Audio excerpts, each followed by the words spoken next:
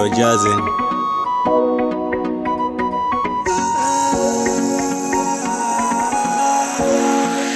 Jean-Marie Jaizo, oh, oh, Jaisha Jaizo, oh, oh, Jean-Marie Jaizo, oh, yeah, boy kaya.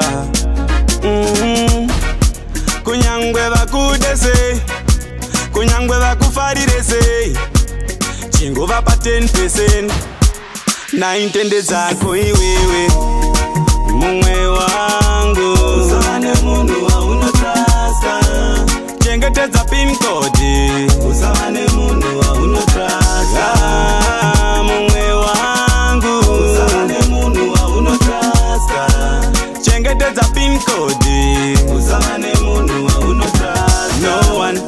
No one, mumwe wangu ndati trust no one. Jesus akatengezwa na Judas, akahama yangu nasi ndati trust no one. Inzwainin baba mnin kana muchinge munavo mining vokubaisa kuti imi ndimi king, apa kunenge kune vamwewo king.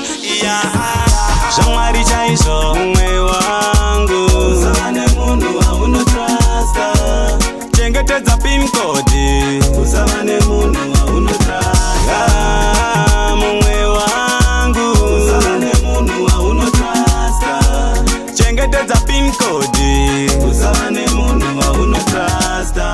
Zvinovhira pakunyeya mumwe ungwara zvekukunda mumwe, apa tichiti mushandira pamwe, asi zvinozongobuda nepamwe. Ziri shungu katibatane, tifambe munzira imwe, namo tikunde, asi zvokundwa negodo neshanje. Mumwe wangu, usane mundu wa unotrasta, chengetedza pin code, usane mundu wa unotrasta. Mumwe wangu, usane mundu wa unotrasta, chengetedza pin code, usane mundu wa Jean-Marie Jaizo, oh, oh, Jaisha Jaizo, oh, oh, Jean-Marie Jaizo, oh, yeah, boy kaya.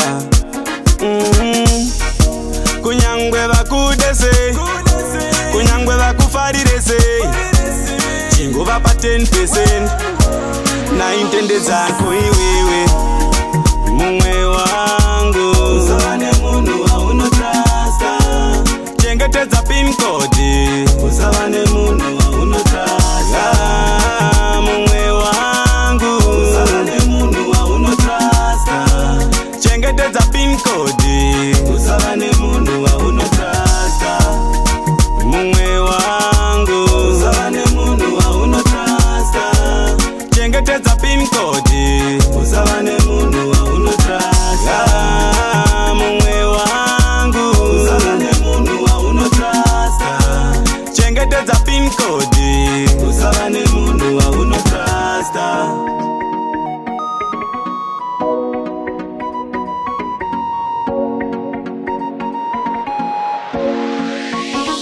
Single production.